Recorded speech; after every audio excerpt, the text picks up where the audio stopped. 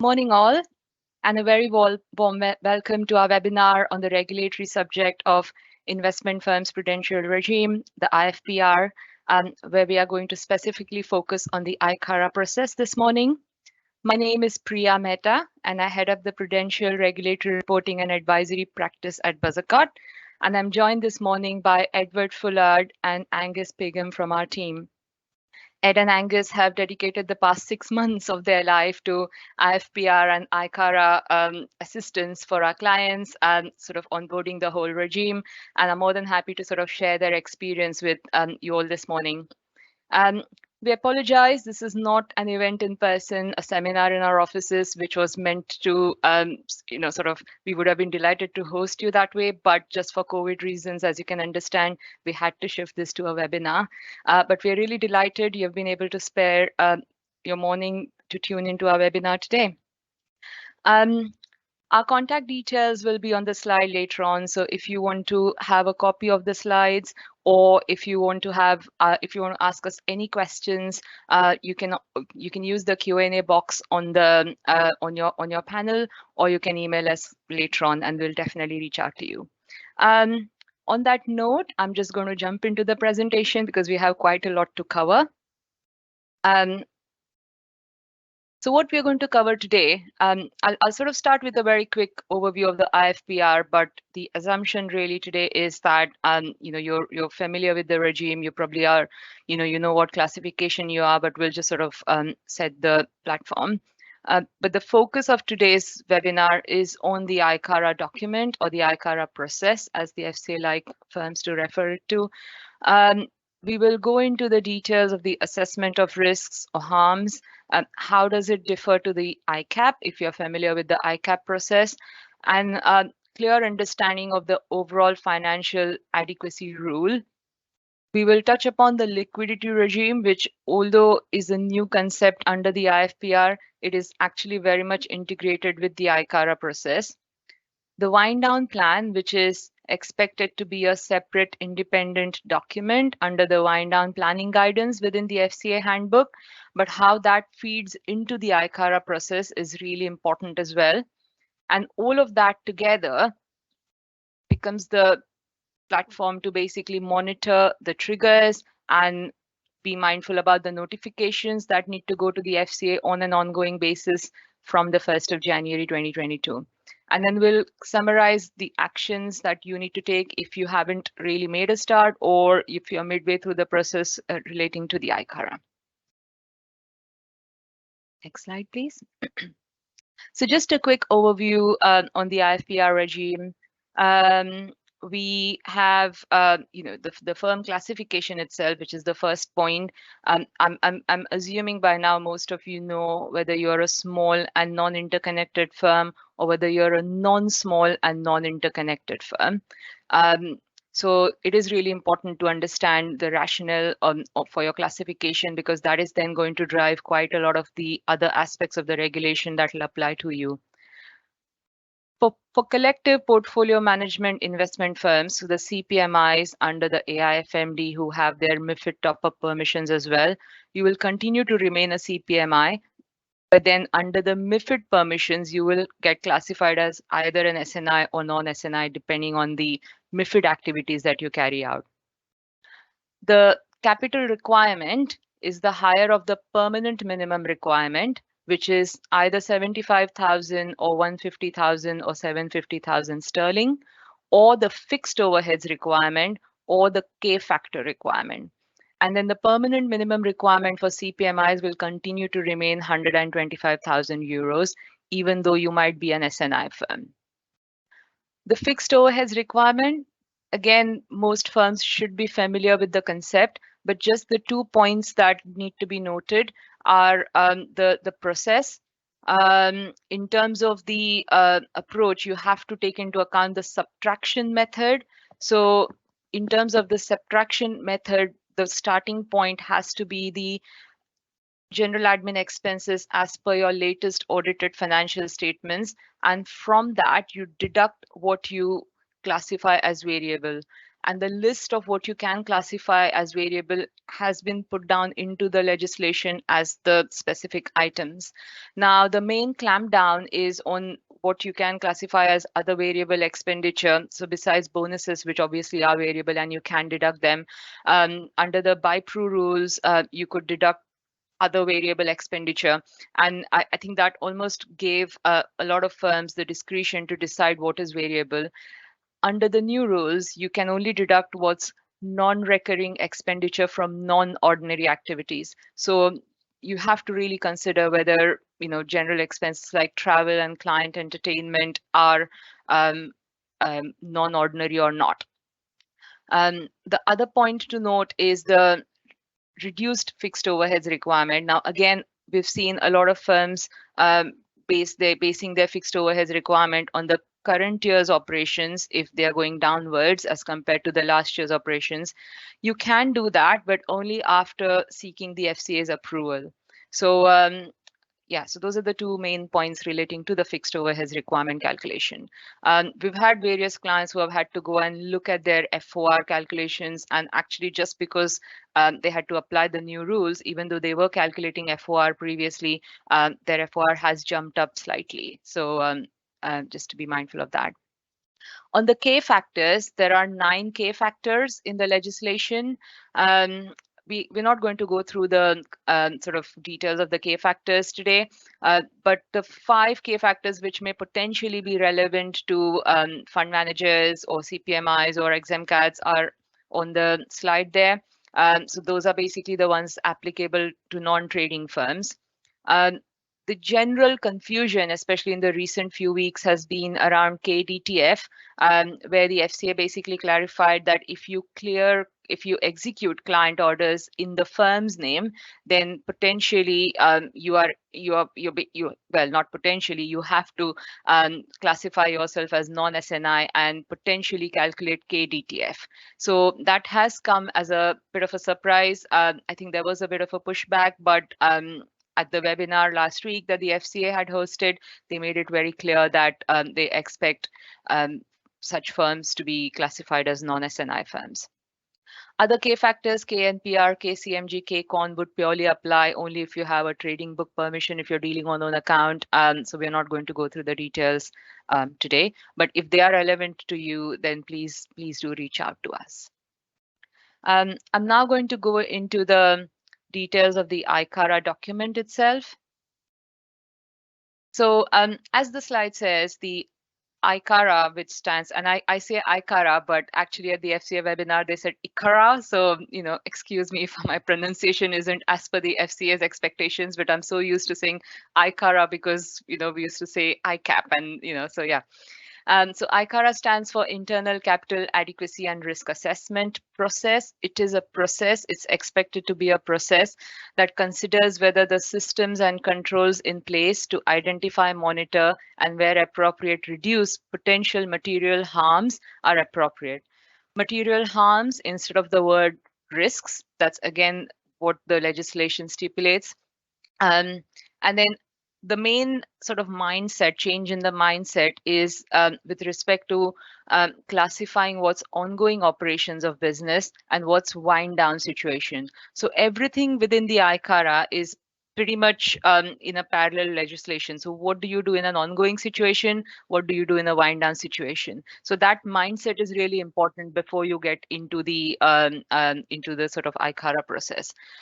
The bullet points that I have on the right side of the slide is literally just what you would cover within the ICARA document. So you ensure that the financial resources, both capital as well as liquidity, is adequate.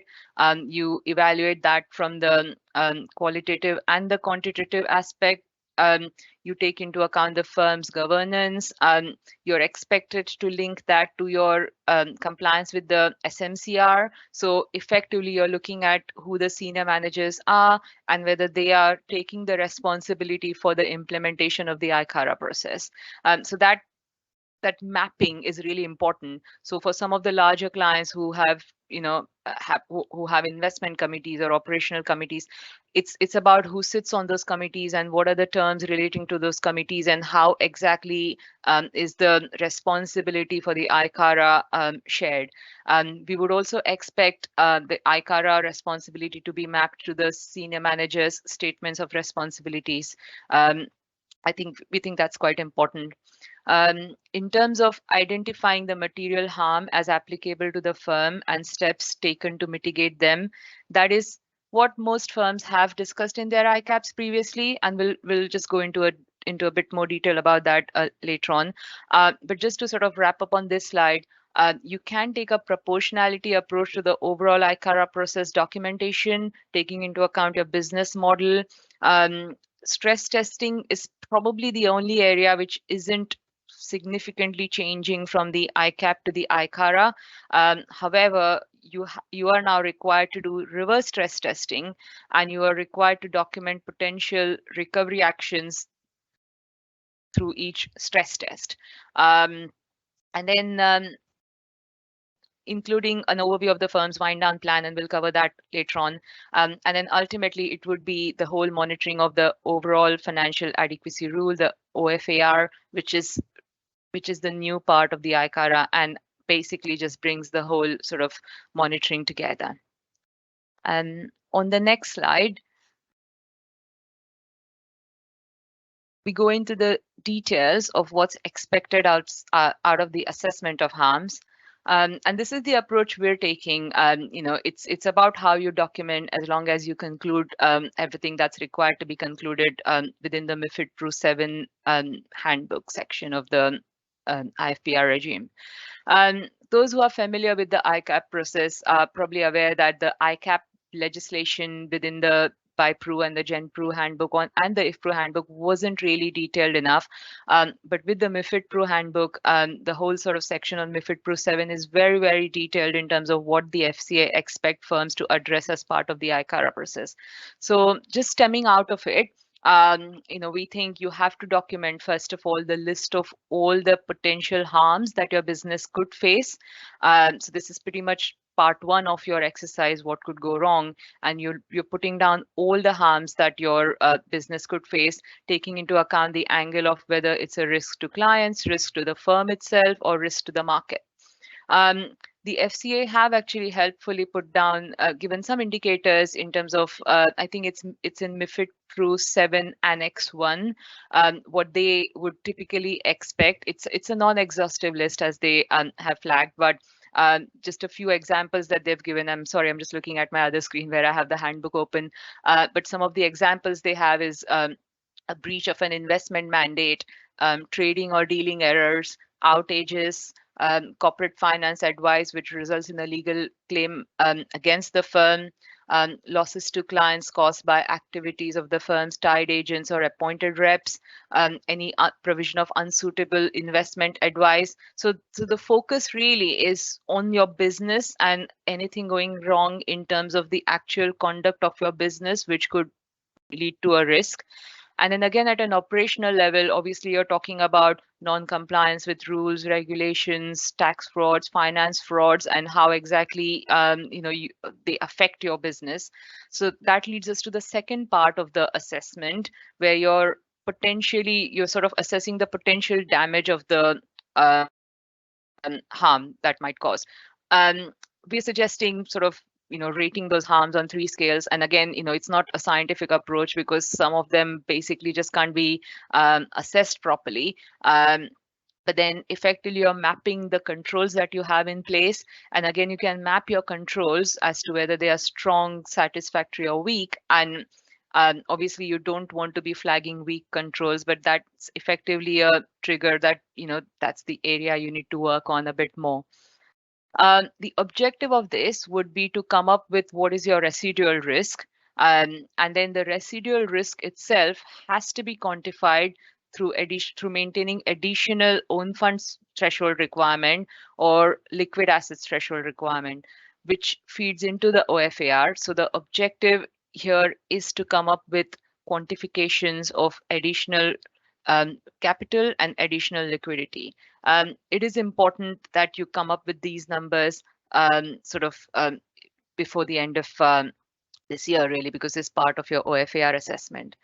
On that note, I'm going to hand over to Edward, who's actually just going to dwell into the OFAR a bit more.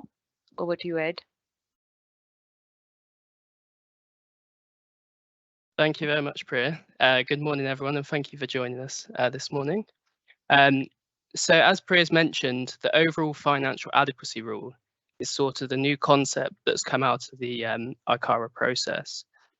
The overall financial adequacy rule, otherwise referred to as the OFAR or OFAR, is the firm's baseline obligation when it comes to the ICARA process, and therefore is a fundamental assessment that needs to be carried out by every MiFID investment firm. For those of you who are familiar with the existing ICAP regime, the OFAR effectively replaces the Pillar 1 and Pillar 2 concepts. So as you can see on the screen, we've got the MiFID Pro rule reference, which clearly states that at all times, all firms must hold sufficient capital and liquidity to meet the overall financial adequacy rule. So in order to meet this rule, an investment firm is required to hold sufficient capital and liquidity to meet the own funds threshold requirement and the liquid assets threshold requirement, respectively. So those are two terminologies that firms will start to see coming in 2022. So on to the next slide, we'll sort of delve a bit deeper into what actually makes up the firm's own funds threshold requirement. So as you can see, this flow diagram on screen is quite a useful flow diagram that the FCA published in the MiFID Pro handbook. And it sort of outlines what their expectations are for a firm to carry out assessments under the OFAR. So just on this slide, we're just looking at the own funds, the capital assessment, and then later on in the webinar, Priya will talk through the liquidity assessment. So as you can clearly see, there's two clear assessments, assessment A and assessment B. Assessment A is the assessment from ongoing operations. So in practice, what we see with a lot of firms, they use sort of a risk matrix or risk assessment approach towards assessment A. So in the risk matrix, they would, as Priya has mentioned, the risk of harm is the main thing that you need to look out for. So the firm would look at the risk of harm on the marketplace itself, its clients or investors, or the firm itself. After obviously all these risks of harm have been documented out, the firm needs to look at the likelihood that they would crystallize and what controls and mitigations are in place against these risks of harm. The next assessment's obviously slightly subjective. So if the firm decides that the controls and mitigations, there is a deficiency or they're not quite covering the risk that is in place, then they sort of add additional capital to their requirement. What's important to note here is, so for S&I firms, this is a standalone requirement, and then a standalone assessment, sorry. And then for non-S&I firms, assessment A is you start off with a K factor requirement, as Priya previously mentioned, and then any additional capital adds on to that K factor requirement to come up with your total assessment A. And then moving on to assessment B. So this is the assessment from the wind down scenario. Oh, sorry, can we just go back one slide, please? So assessment B on the right-hand side is the assessment from the wind down. So under the ICAP, obviously firms did do a wind down assessment. It tended to be very brief and looking at a quick sort of 3 months worth of costs.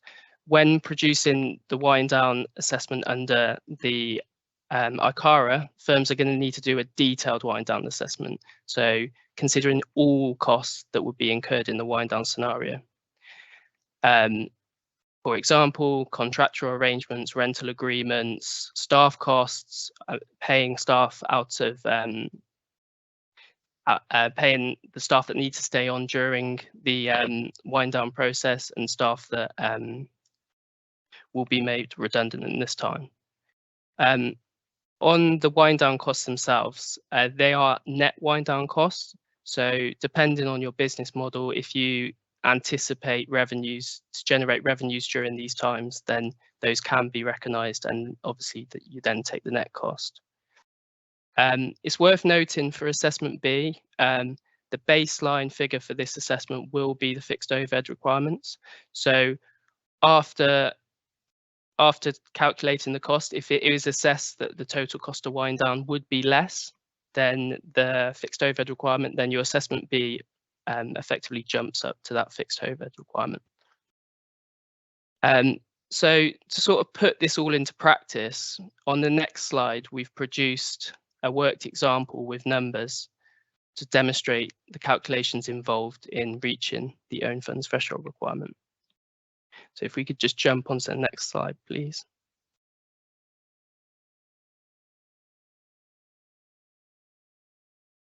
Okay, so here we have the worked example. So I'll just run you through here. So you've got section A, which is the own funds to the capital in the business. So obviously this is split by three items of capital. So you've got your common equity tier 1, your additional tier 1 and tier 2. And obviously this will be an assessment that firms will need to know by the 1st of January. Then you've got section B. So that's your own funds requirement. So this is the base capital requirement of the firm. So with an S&I firm, the own funds requirement will be the higher of 1 and 2, so the PMR or the FOR. And then when we're talking about a non-S&I firm, that's when the K factor requirement comes into place. So for this example, we can clearly see that the fixed overhead requirement is the driving force of the capital requirement. Just to note, in terms of the own funds requirement, this will be reported quarterly through the MIF set of returns on reg data. And then we drop into assessment A, so the assessment we saw on the flow chart on the previous slide. So the starting point here for an S&I firm is the K factor requirement. So that's that 3 million from above in the own funds requirement. And then we've got the additional own funds assessed through the risk assessment. Now, in this scenario, we've assessed that 2 million needs to be held additionally to that 3 million K factor requirement. So it takes our assessment A up to 5 million. And then we have assessment B, so the wind down costs. So after the firm's done a detailed wind down plan, looked at all the costs, included revenue where applicable, they've come to the assessment that it will cost £4 million to wind down. So in this scenario, the own funds threshold requirement then becomes the higher of A or B, or in some scenarios, it could be the permanent minimum requirement, the 750 up top. So obviously in this assessment, it's assessment A that's driving that own funds threshold requirement. And then an important thing to note, on top of the own funds threshold requirement, the firm has to hold an early warning indicator. Now, this early warning indicator, as you can see, is 110% of the own funds threshold. That 110% is a percentage set by the FCA. There is discussion in the policy statements and consultation papers to say that that can be adjusted, but that can only be adjusted after discussions with the FCA themselves. So on that note, I'll pass back to Priya.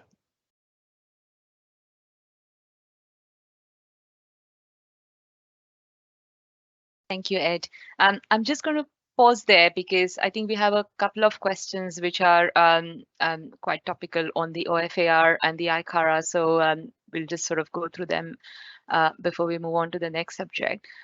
So one of the questions we have is, do we need to have completed the ICARA by 1st January 2022? Ed, did you want to take that? Yeah, sure, yeah. So in terms of the FCA actually held a webinar, I believe it was last Tuesday, where they sort of outlined their expectations for firms going into 2022. Now, what the FCA made very clear is that firms need to be compliant with their overall financial adequacy rule on the 1st of January 2022. So in this case, a firm needs to have carried out these assessments, so assessment A, assessment B, to ensure that they know that the capital in the business and the liquidity in the business is sufficient to meet the overall financial adequacy rule. In terms of the ICARA document itself, I think obviously it's an ongoing process. So I think a lot of firms will be undertaking that process right now. I don't think many firms will have the ICARA completed and signed off on the 1st of January. And I think obviously the FCA are going to, well, we'd hope they would release further guidance in 2022, and that can then be incorporated into the ICARA process. I guess it's important to note as well, every single firm will need to complete a MIF 7 return. So this is an ICARA questionnaire.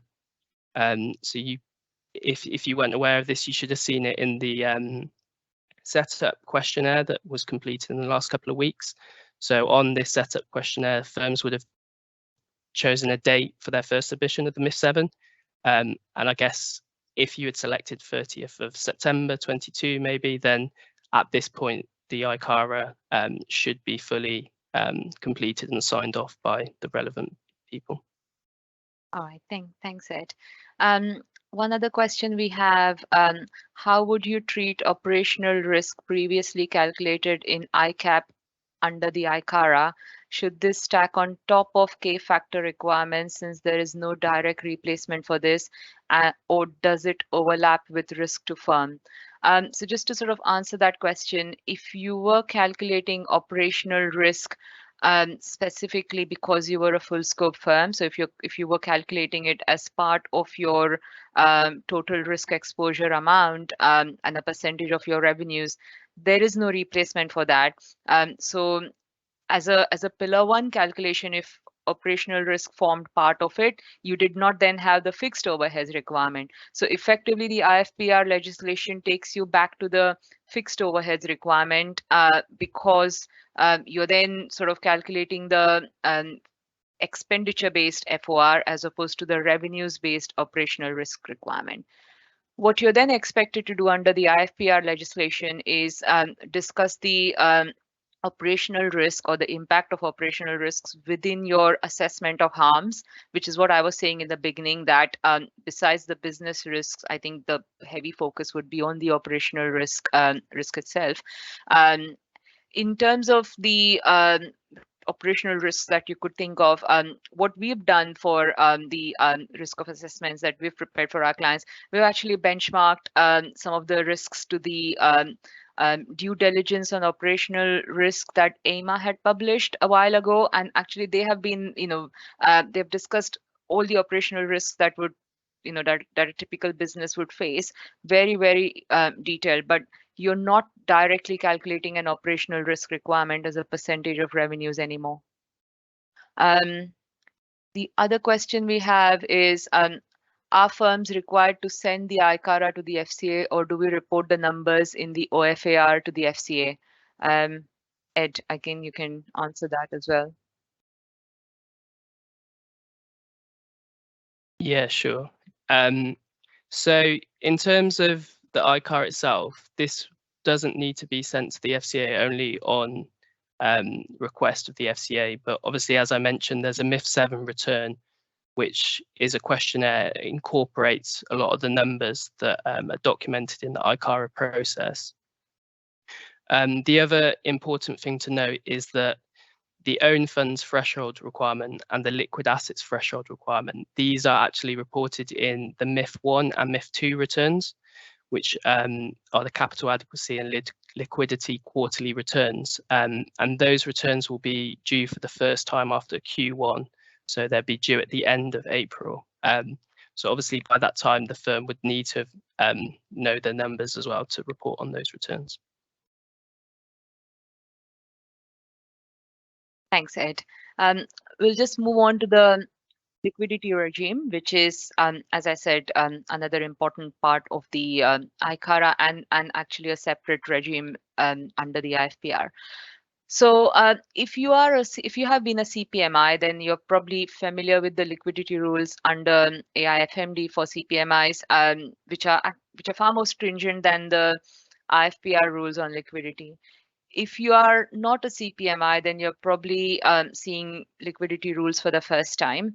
So under the IFPR, you have to meet the basic liquid assets requirement.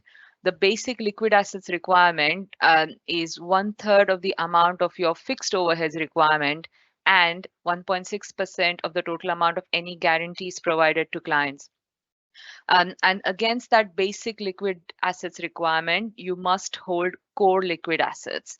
Now, what qualifies as core liquid assets is also a bit stringent. So typically, cash at bank would work as long as it is with a UK authorized credit institution. And for most firms, trade receivables would work as well. However, on the next slide, we'll look through the conditions that need to be met for trade receivables to qualify as core liquid assets. And next slide, please.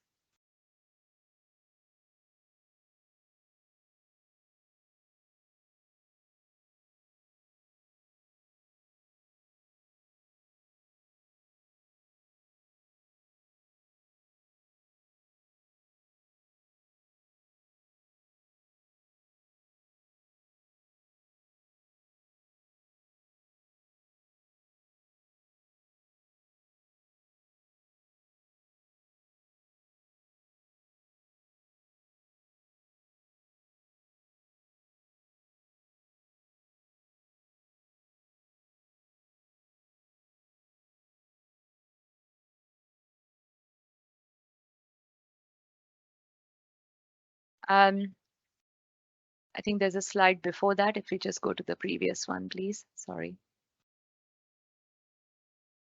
And there's one before that as well, please. Yeah, thank you. Sorry about that, just a technical glitch on our side. So like I said, these are the conditions to be met for trade receivables to qualify as core liquid assets. It is quite important to sort of go through them because of the specific regulatory returns that will eventually follow, where you have to put down these numbers in the report. So the legislation is quite strict about what is a core liquid assets. So first of all, we said the cash at bank, as long as it is with a UK credit institution, and then trade receivables to qualify as core liquid assets. The conditions are that you have to be an SNI firm, first of all. Jumping on to the fifth point on the slide, it's basically still subject to a 50% haircut.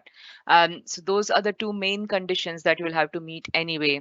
And then on the third point there, the second point, obviously, they should be receivable within 30 business days. So typically, yes, management fees, you should be able to take 50% of the management fees receivable into account as your core liquid asset. And then as long as they account for no more than 1/3 of the requirement based on the fixed overheads requirement. So there are these conditions to be met to qualify as a core liquid asset. On the next slide, we have touched upon the liquidity assessment as part of the ICARA. So you have the base liquid asset requirement and the core liquid assets against the base liquid assets requirement, which is the basic regime. However, all the assessment of harms and the wind down plan and everything else that we discussed at the earlier part of the presentation has to be assessed from a capital as well as a liquidity point of view.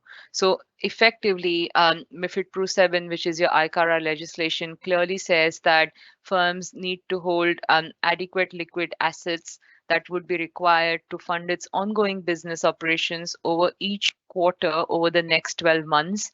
And this quarterly breakdown is relevant because the MIF 7, which documents your ICARA questionnaire, you're required to actually give the quarterly numbers of liquid assets requirement over the next 12 months, and then ensure that the firm would be wound down in an orderly manner. Angus will cover the wind down aspect shortly, and then it's about making sure that you have adequate liquid assets to cover the wind down costs as well. On the next slide, we have the flow chart, which you should be familiar with now in terms of the FCA sort of replicating the own fund side as well as the liquidity side in a similar flow chart. So going back to what Ed was saying, in a very similar fashion, you have the assessment A and you have the assessment B. Assessment A is from ongoing operations, where you assess how much liquidity you need to support your wind down, to support your ongoing operations.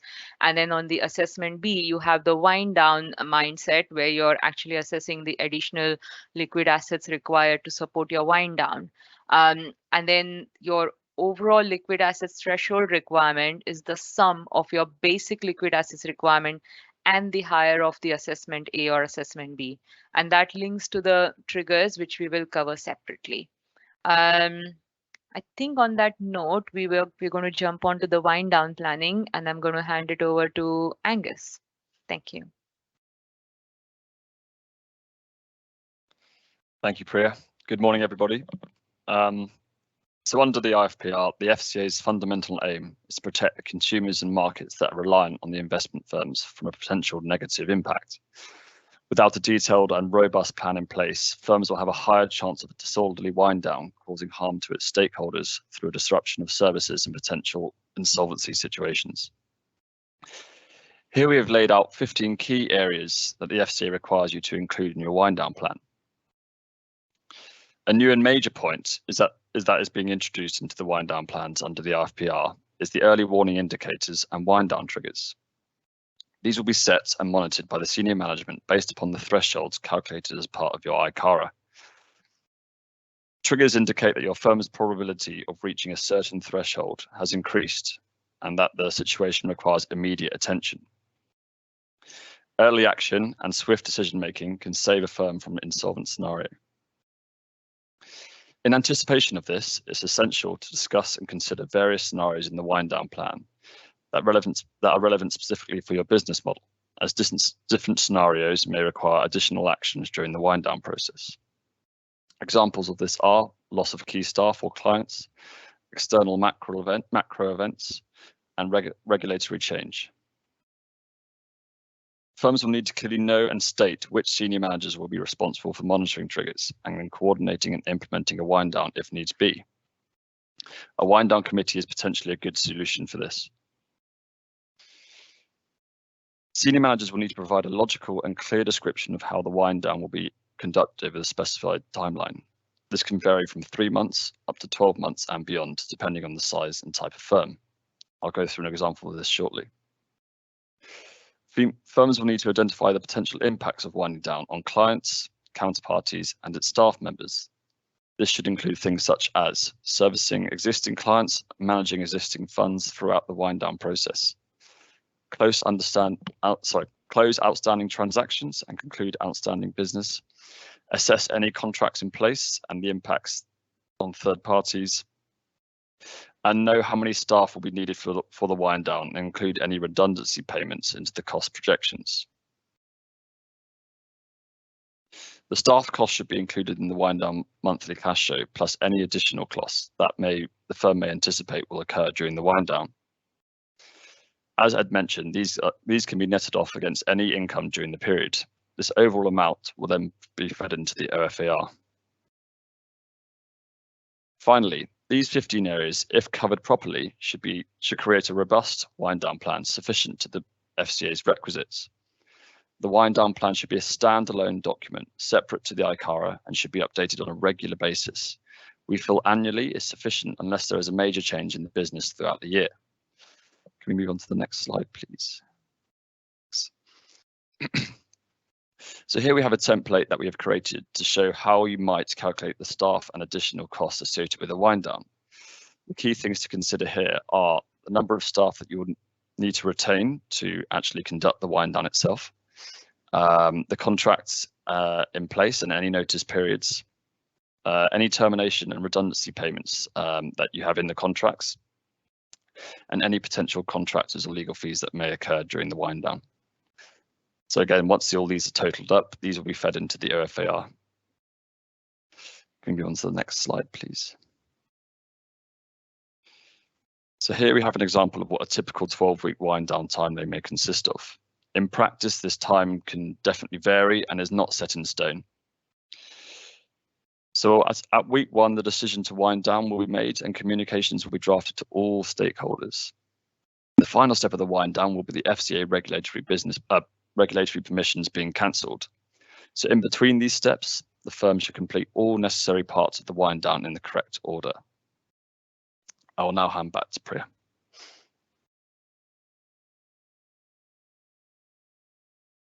Thank you, Angus. We do have a few questions piled up, but I'm sort of thinking we'll just go through the remaining presentation and then leave aside a few minutes towards the end. But the only one other question I just wanted to answer straight away is, does the requirement to have an ICARA for 1st January also apply to firms that were authorized in August 2021? The only point I would make on that is when you say the requirement to have an ICARA, you're probably suggesting whether you need to have an ICARA document. I can almost say no to that. However, it just takes me back to what Edward said before, that you have to do the OFAR assessment. So effectively, you have to assess your capital. You have to assess the risk of potential harms and what your own funds threshold requirement, liquid assets threshold requirement would be. You would have to assess your wind down costs in line with what Angus was talking about. So as long as you've done those assessments, then it comes down to maintaining capital on the 1st of January 2022 to cover those numbers. The rest of the year next year would be about putting all of those, sort of pieces together in an ICARA document and then making sure that you have a review process in place before the MIF7 submitted to the FCA. So that is effectively the outline of how the ICARA will work. So hopefully that answers your question. On the next slide, I've just sort of listed, if you like, of the sort of parts of the MiFID Pro guidance, which again, I said at the beginning that it's very, very prescriptive within the handbook in terms of what needs to be done within each section. You may have realized that throughout our slides, we have actually given in a lot of MiFID Pro references. And we just thought it would be the helpful way of presenting the slides so you can go back and look at those rules in detail on the FCA handbook. Within the MiFID Pro 7 section, you have Annex 7, which is the map of rules and guidance relating to the ICARA process. It is genuinely a very helpful table that the FCA have produced. So you have MiFID Pro 7.4, 5, 6, 7, 8, 9, which are the broad topics. And then within each of the topics, they have actually listed down various steps that they would expect firms to take. So at the least, we would suggest go and refer to the table, because that will just naturally give you a very good idea of what needs to go into your ICARAs. And then also please familiarize yourself with MIF7, which is the ICARA questionnaire, which all of you will be submitting to the FCA at some point next year, or perhaps early 2023. But it is a complicated return, and it does need to be addressed where the amounts that actually need to go into the return do need to be properly calculated within the ICARA. So it's not as simple as FSA 19, which can be prepared on a standalone basis relatively easily. MIF7 really should be integrated within your ICARAs. We would suggest including it as an appendix to your ICARA eventually, so both things actually just go together going forward. Moving on to the next slide, what I've done is just listed down the 3 main triggers. So it almost, the whole process of ICARA, OFAR, wind down leads you to this. You have an early warning indicator, which, as Ed mentioned, is 110% of your own funds threshold requirement. It's important to maintain that. It's the legislation, unless you want to go under the 10% buffer, which can be done only with the FCA's approval. If you go into that, if you dip into that buffer, then effectively you're notifying the FCA an early warning indicator, or rather the breach with with regards to the early warning indicator. And at this point, it is literally you notifying to the FCA and they being aware of it, and they are asking you to take preventive actions that may be appropriate. Now, obviously, the most preventive action is topping up your capital, which effectively the whole purpose of maintaining a buffer is that you don't dip into it. But that is literally the first warning. The second sort of step that you would dip into is the threshold requirement notification. So if you then go into breaching your actual threshold requirement, which theoretically is on top of your own funds requirement, you're then sort of required to notify that to the FCA. And this trigger is intended to prompt the firm and the FCA to address the breach of the threshold conditions. So you're really breaching when you go into when you sort of dip below the threshold requirement. And that needs to be notified to the FCA. And then the third trigger is the wind down trigger, which is the red zone, absolutely.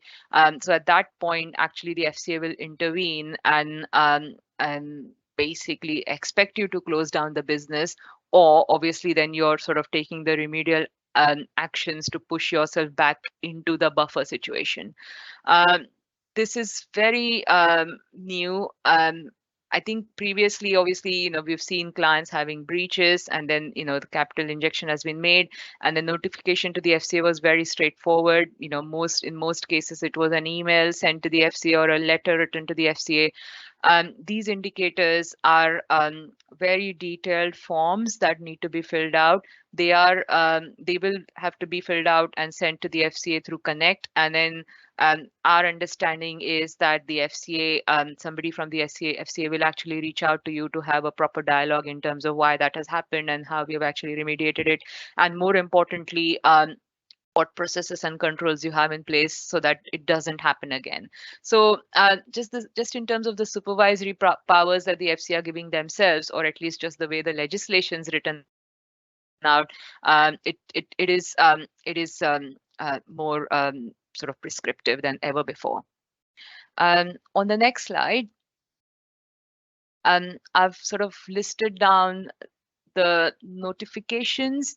There are actually 22 reasons that the FCA have listed whereby you might need to notify to the FCA on an ongoing basis. I've listed 11 out of them because those are sort of relevant to the topics that we are covering here. The ones I've omitted are probably more complex in terms of firms that use internal models or calculate KCMG and all of that. So I've sort of skipped them for the slide here. In terms of the ones that are highlighted in red, we're looking at the notification I was talking on the previous slide and just linking it here. So if your own funds fall below the level that's required to be maintained, you straight away trigger a notification requirement. Liquid assets falling below a certain level, you've got to notify. Effectively, all of this has to be built into some sort of an operational sort of compliance mechanism at your end, because your workings need to indicate to you that, okay, I need to notify this to the FCA, and then you go on to your Connect and fill out the form that's required to be sent out. So make sure that you're building these into your procedures. There was one question earlier on. I probably need to scroll up on my screen, but I think somebody was asking about whether the OFAR needs to be monitored on an intraday basis. I don't think so, because the expectation is that you would maintain buffers, and therefore you might not need to do an intraday monitoring. However, for some of our clients where we've seen where intraday is relevant is the larger ones who actually trade on their own account and have positions on their balance sheet, and therefore the position risk can literally fluctuate day after day, and therefore some sort of an intraday monitoring is required.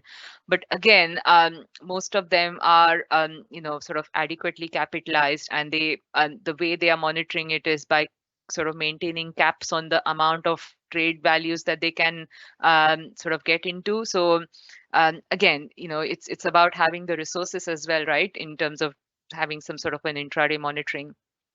For our clients, as you all know, at Buzzard, we prepare management accounts. Sort of that is sort of the core business. Obviously, this regulation is taking the whole monitoring to another level. So what we're doing at our end is upgrading, if you like. I can't think of a better word, but effectively bolting on the whole regulatory monitoring to the management accounts that we prepare, and within that we would set out the parameters for such kind of triggers so that you can notify to the FCA on a timely basis. The last point on this slide, which is a notification under MiFID Pro transitional provisions 7.4R. It is very, very important.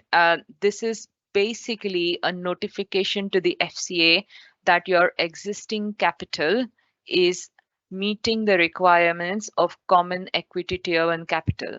It's a technical point because all the regulatory capital that most firms have been maintaining in their businesses, and I'm talking about non-CRR firms here, so non-IFPRU firms. So if you're a BIPRU firm or an ExemCAD or a CPMI, then most likely you are a non-CRR firm, and your existing capital has been historically called Tier 1 capital, whereas under the IFPR, all firms are required to maintain common equity Tier 1 capital.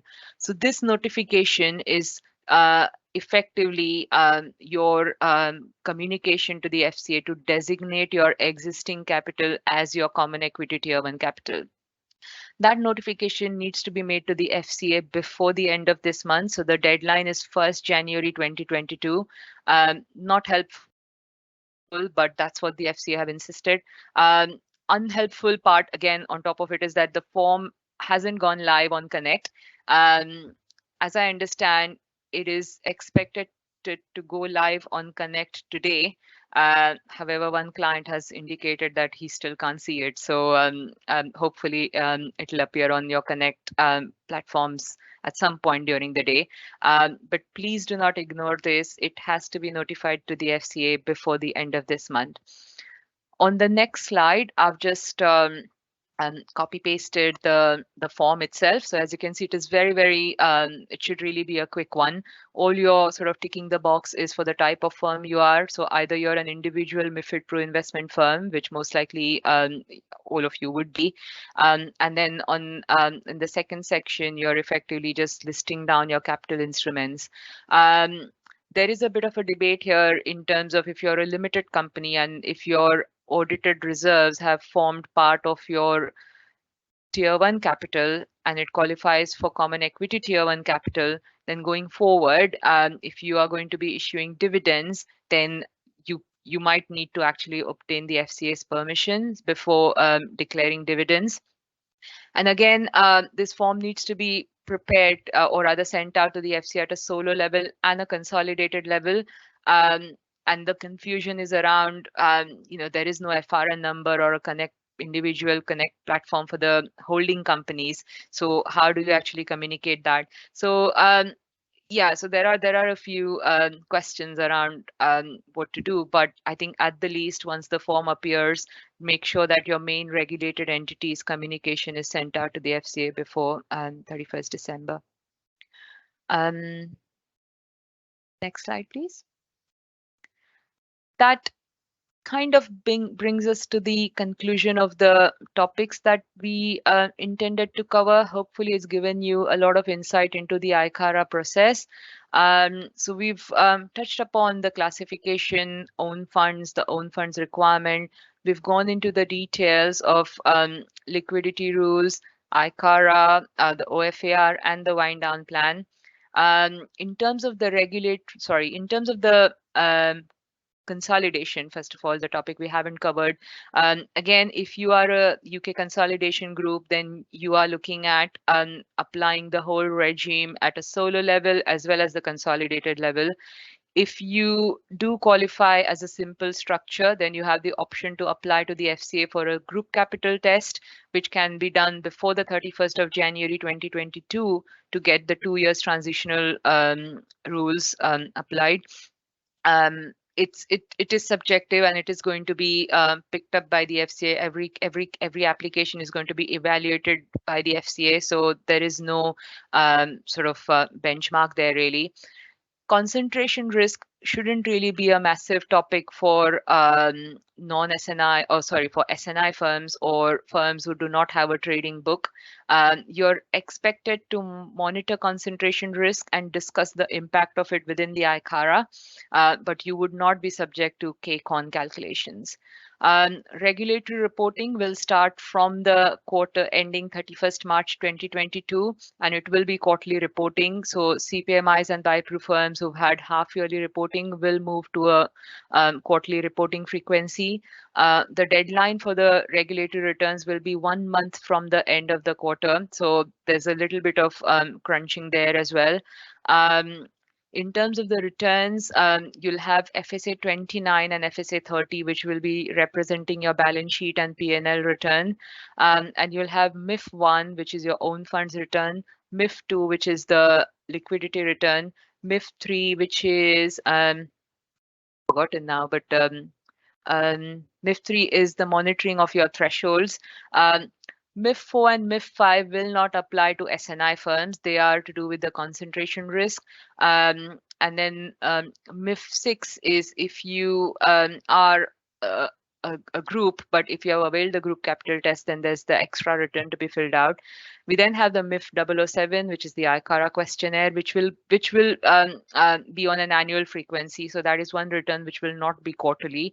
And then you'll have MIF 8, which is the remuneration return. We will not go into the details of the remuneration and disclosures today, but just broadly speaking, those would be mainly relevant for non-SNI firms. On that basis, I just want to leave a few minutes for the Q&A because we have a few here. We currently assess the wind down scenario in our ICAP. Can we just continue to do that? Angus, do you want to answer that? Yeah, I'll jump onto that, Priya. Thank you. Thank you. So yeah, we currently see a lot of our clients having one page of a wind down in the back of their ICAP, which used to be sufficient, but now the FCA now expects something a lot more detail and also wants a standalone document that covers all the relevant points that I mentioned earlier in depth. So having just one little area in your ICAP is not sufficient anymore, and it needs to be a standalone document. So yeah, thanks, Priya. Thank you. Does this regulation apply also to AIFM firms? Our MiFID business AUM and revenue is 0. Would that mean that our regulatory capital requirements will not change as a result of IFPR, and the capital requirement will continue to be driven by the AIFMD calculations? That is correct. So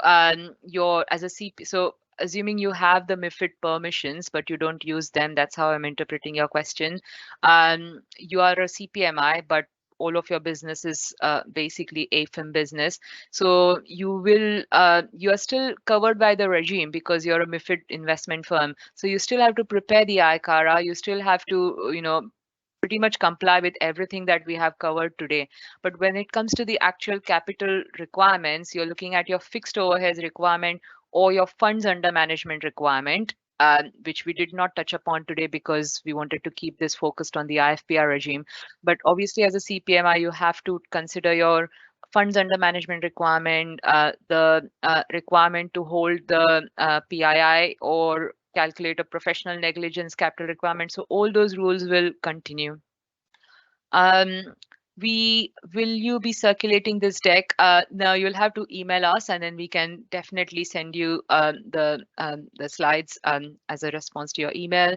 One other point we have, we bank with Barclays, but most of our cash is in USD.